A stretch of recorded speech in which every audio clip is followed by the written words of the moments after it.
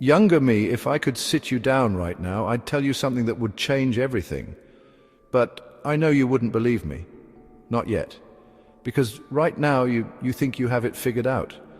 You think the life you've built will hold. That if you just keep going, if you just work hard enough, push long enough, prove yourself enough, everything will eventually settle into place. You think identity is something solid, but who you are today is simply who you are. But one day you will wake up and something will feel off. At first you won't be able to name it. It won't be a disaster. Nothing catastrophic will happen. But there will be a feeling, a quiet, persistent unease beneath the surface of everything. The life you built, the one you worked so hard for, will still be there. The career, the achievements, the relationships, the structure. But something about it will feel different. Like a suit that once fit perfectly, but now feels tight around the shoulders, restricting, unfamiliar, and you won't understand why. So, you will do what you have always done. You will push harder, set bigger goals, chase the next milestone, thinking that if you just achieve more, earn more, prove yourself more, the feeling will go away. But it won't, because this isn't something you can fix.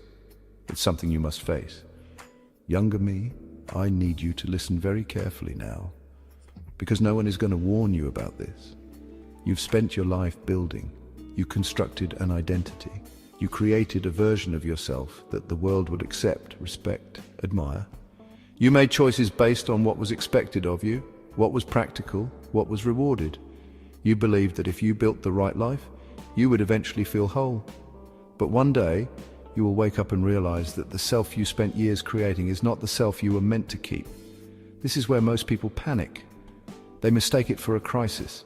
They think they have failed, that something is wrong with them, that they need to double down, correct course, work harder. But Jung understood what was happening.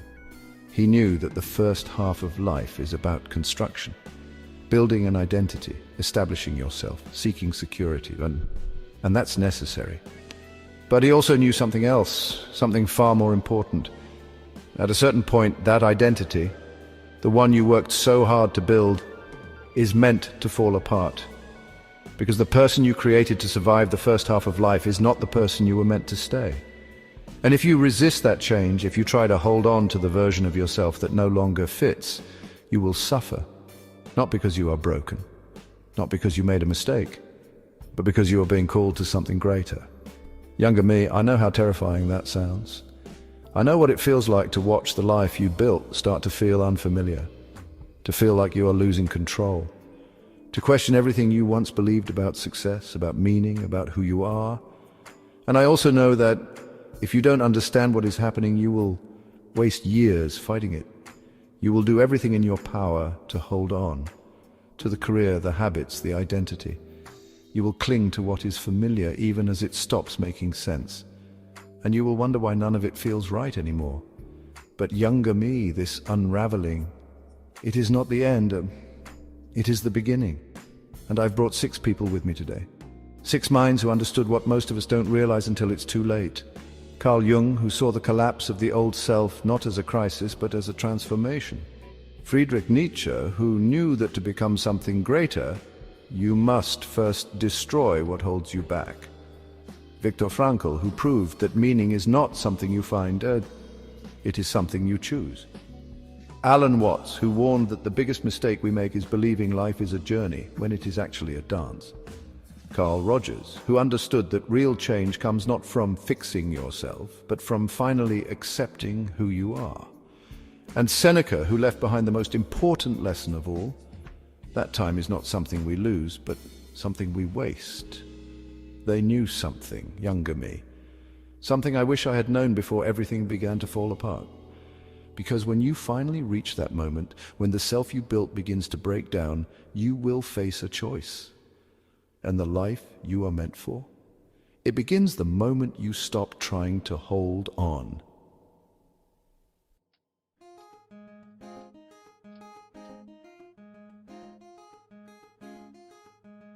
Younger me, you've spent your whole life believing that if you work hard enough, if you build the right life, if you achieve enough, one day you'll finally feel complete. That's the promise they sell you, isn't it? That's that the right job, the right house, the right relationships will eventually bring you peace. That success will silence your doubts. That achievement will erase the fear that maybe, just maybe, you were never enough to begin with. Carl Jung spent his life asking one question: why do so many people feel lost at the peak of success? His answer was radical. The identity you spent decades crafting, the one that brought you stability, recognition, belonging, was never meant to last, or it was only ever the first act.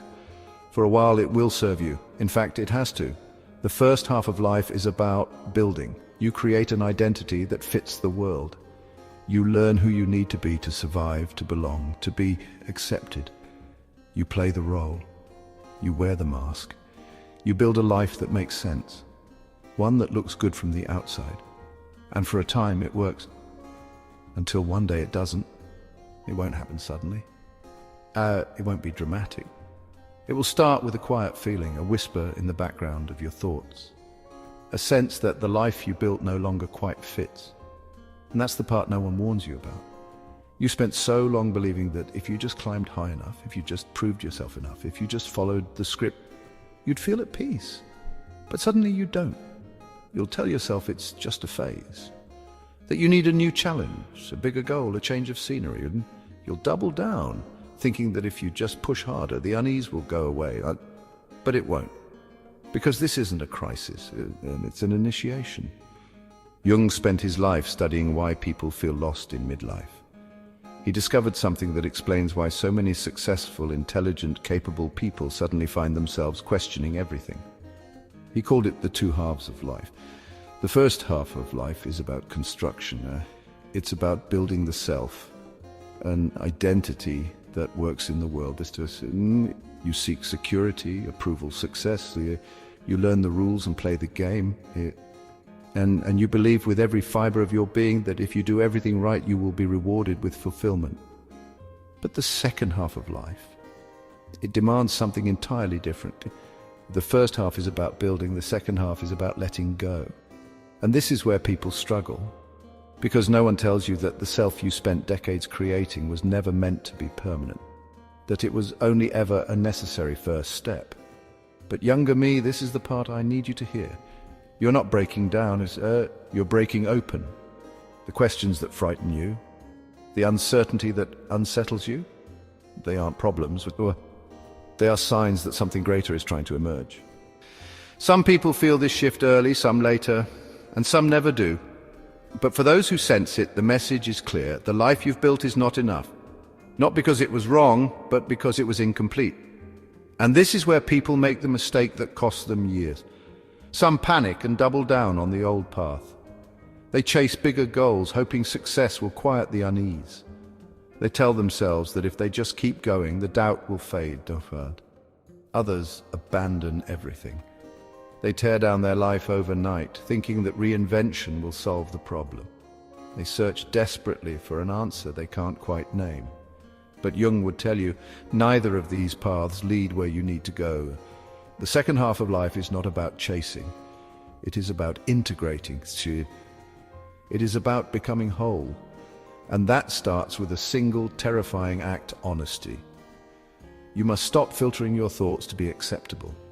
Stop ignoring what unsettles you. Stop explaining away the feeling that something is missing. You must notice what triggers you in others, because those are often the parts of yourself you have buried. You must sit with the thoughts you avoid. Write them down. Say them out loud. Face them. Question them. Understand them. And slowly you will start to feel whole. Jung called this process individuation. The journey of becoming who you truly are, instead of who you were told to be. And it is not easy.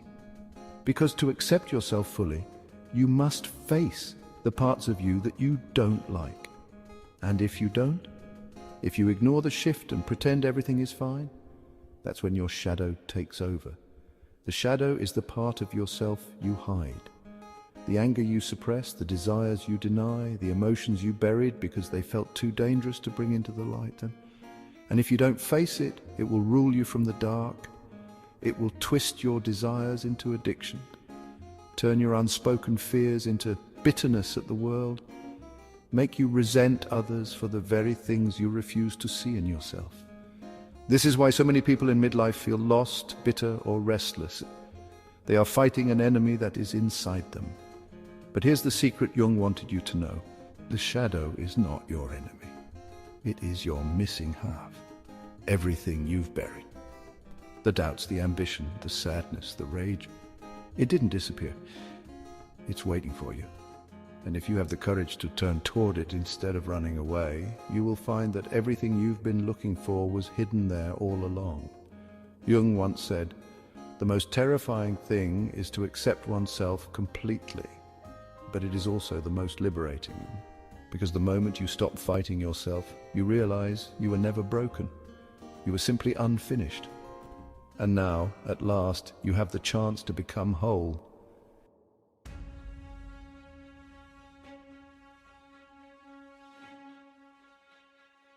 Younger me, I know you're afraid of change, afraid of letting go, and afraid that if you stop being who you've always been, you'll have nothing left. You've built your life carefully, piece by piece. You've worked to be someone respectable, someone accomplished, someone who others recognize. And yet, despite all that, deep down you sense something isn't right. You tell yourself it's just a phase, that you'll shake it off, that if you just keep moving forward, it'll pass. But it won't. Because this feeling, it isn't a mistake. It's a warning. Nietzsche believed that growth is an act of rebellion. The self you are today is not your final form. But here's the catch. Transformation is not about waiting for change to come.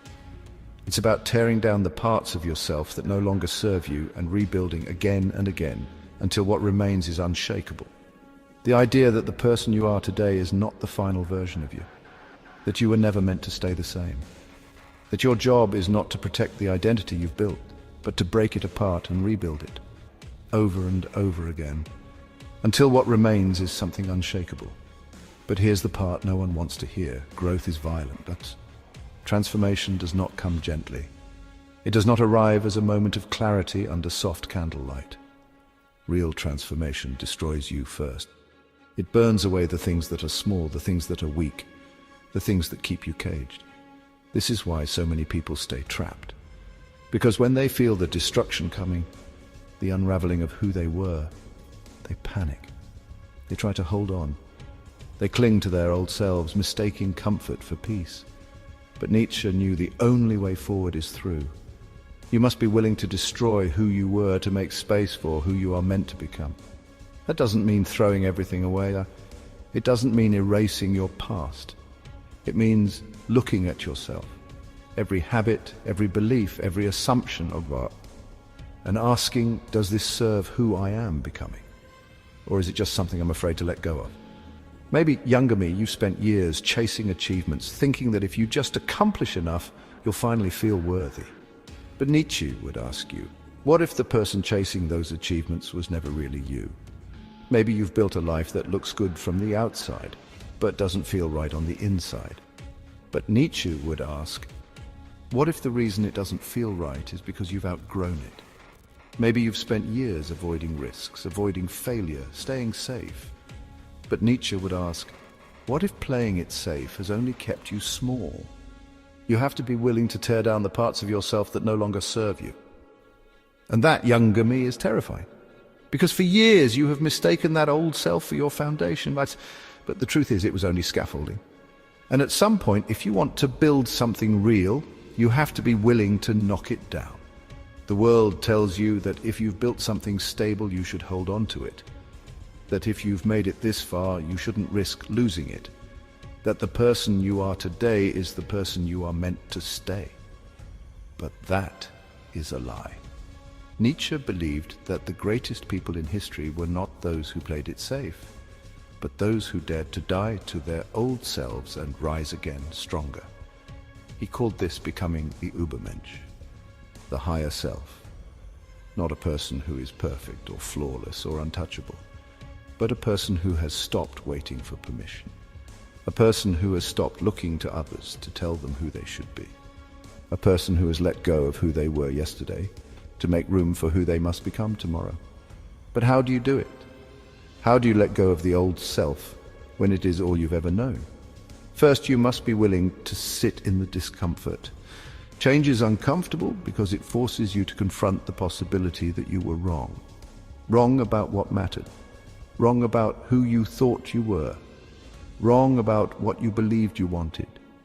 But Nietzsche would remind you, being wrong is not the problem. Clinging to an old truth when you've outgrown it is. Second, you must learn to see destruction as creation. Most people fear change because they only see what is being lost. But Nietzsche understood that the fire that burns the old self away is the same fire that forges the new self. The pain of letting go is not the pain of loss. It is the pain of transformation. And third, you must be willing to walk alone. Because when you begin to change, people will resist it. They will try to pull you back to who you were. They will ask why you can't just be the person they knew. But Nietzsche would tell you that is not your concern. Your task is not to be who they need you to be. Your task is to become who you were meant to be. Younger me, I need you to understand this. The fact that you are questioning who you are is not a sign of weakness. It is a sign of growth. The fact that you feel lost is not a sign that something is wrong. It is a sign that something new is trying to emerge. If you feel like your old self is crumbling, don't fight it. Let it. This is not the end. This is the fire that will forge you, because the greatest version of you, the one who is free, the one who is alive, the one who is unbreakable, is waiting on the other side. But first you must be willing to burn.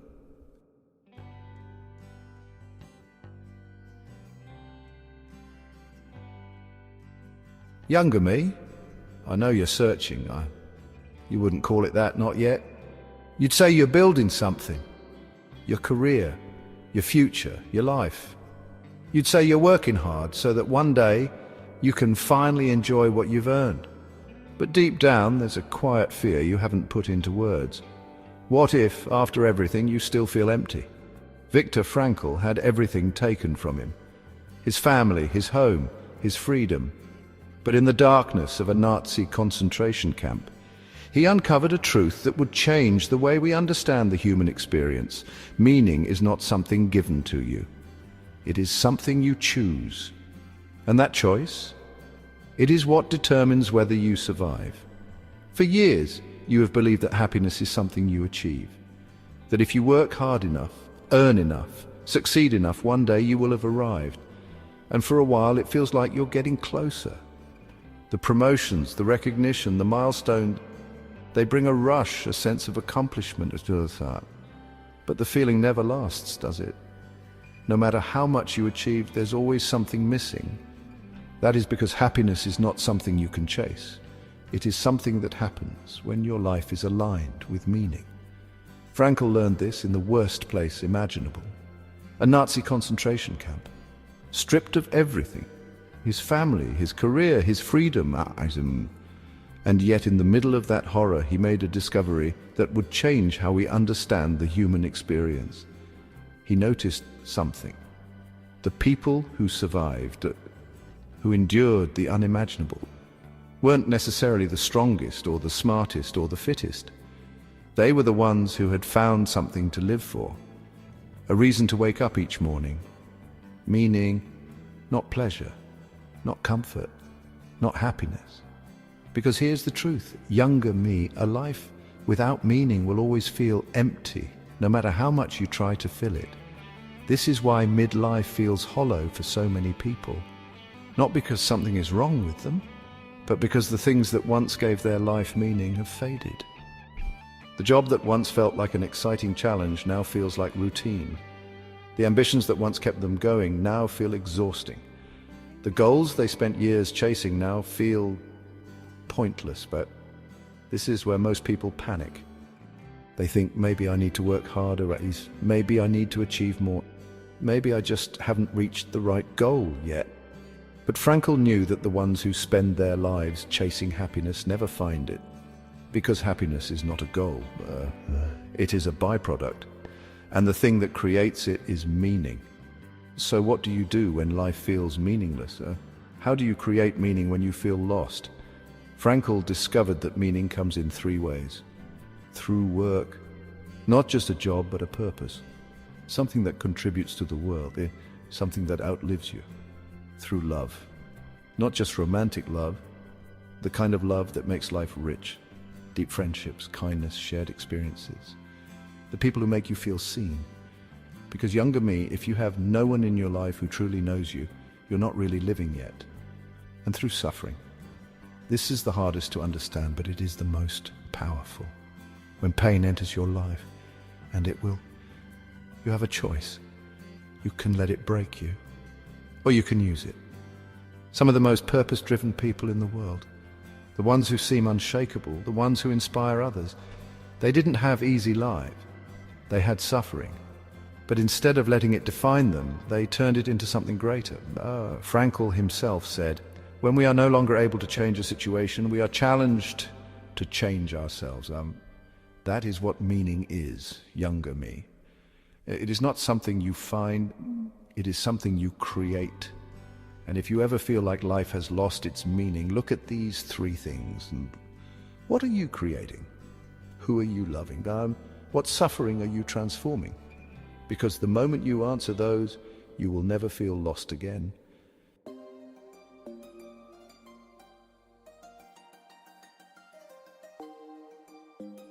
Younger me, I know how hard you're trying. You wake up every day with a plan, a to-do list, a strategy. You measure your progress, set your goals, map out the next step, convinced that if you just keep pushing forward, one day everything will come together. You tell yourself that when you finally arrive, when you have the right job, the right house, the right life, then you'll be happy. Alan Watts saw something that most people never realize, not until it's too late. The greatest lie we've been told is that life is a journey, that it has a destination. We are taught from childhood that life moves in a straight line, that if we just follow the right step, study hard, build a career, start a family, accumulate success, one day we'll reach a moment when everything finally makes sense, when we feel complete. But Watts knew this was an illusion. He saw that people spend their entire lives chasing a future that never truly arrives. Always striving, always waiting, always believing that fulfillment is just one more milestone away. And in doing so, they miss the only thing that is ever real, the present. Younger me, Watts wasn't just a philosopher. He was a man who dedicated his life to exposing the hidden assumptions that keep people trapped in a cycle of endless striving. He understood that the greatest mistake we make is treating life like a task to be completed instead of an experience to be lived. And when you finally understand what he saw, the way you move through the world will never be the same again. Because here's the truth no one tells you. Every time you reach the next goal and the next milestone, the next success, it will feel good for a moment. But then the feeling fades. And so you set another goal, thinking this will be the one. This will finally make you feel whole. But it never does it?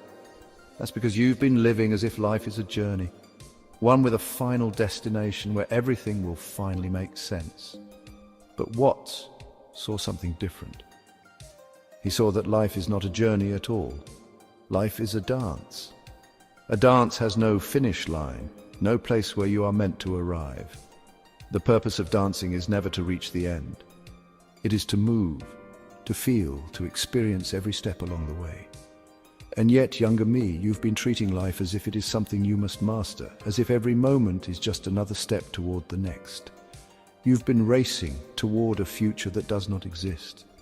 And the reason you feel restless, younger me, the reason you feel like no matter how much you achieve, it's never enough, is because you are still chasing a future that does not exist.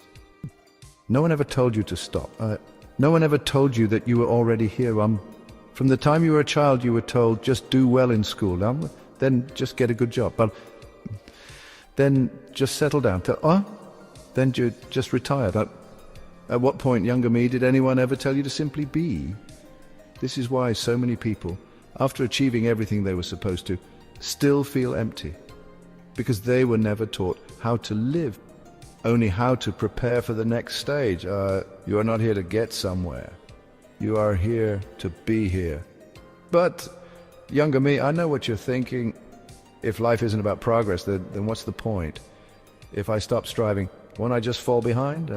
Watts would tell you, you cannot fall behind in a dance. A journey has an end goal, a place you're trying to reach. But a dance, you don't dance to get somewhere. You dance because the movement itself is the point. This is what no one teaches you.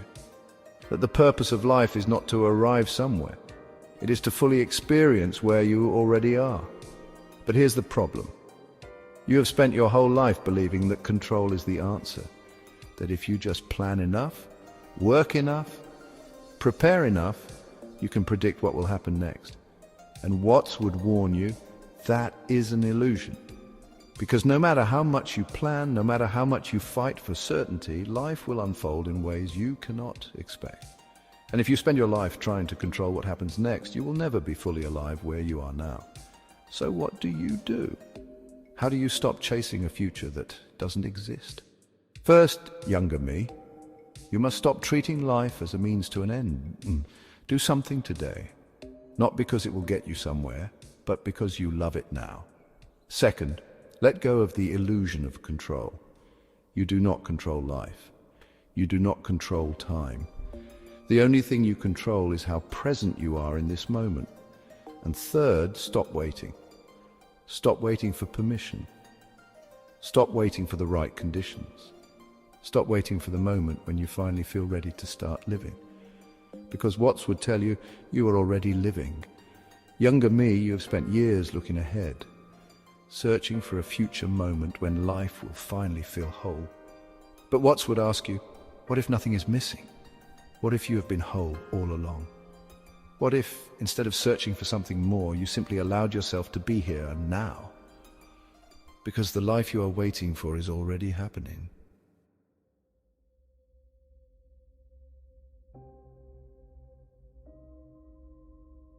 Younger me, I know you've spent years trying to be the right kind of person, the kind who fits in, the kind who is liked, the kind who never makes people uncomfortable. And for a long time you convinced yourself that this was who you really were.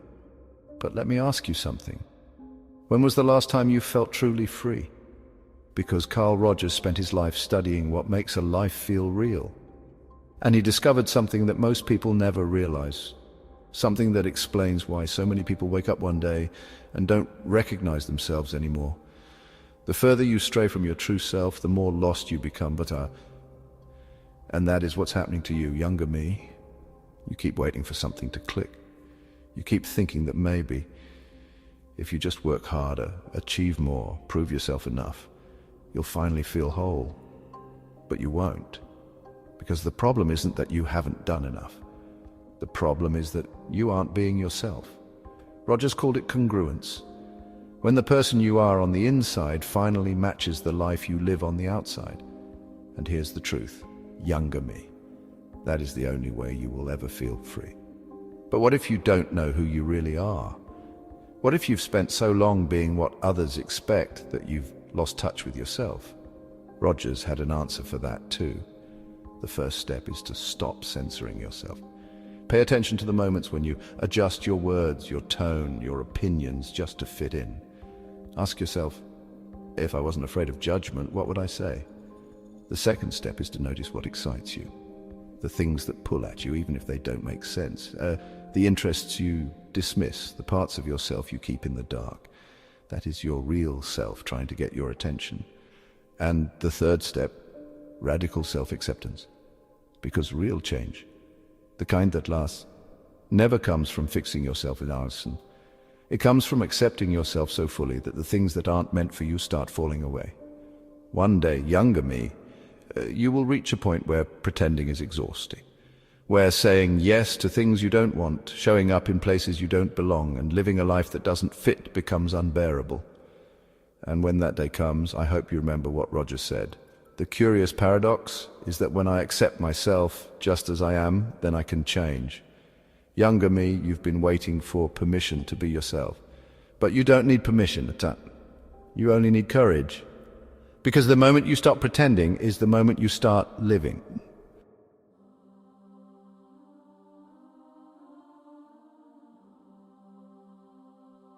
Younger me, there is something you believe that is more dangerous than any mistake you will ever make, more deceptive than any failure you will ever fear.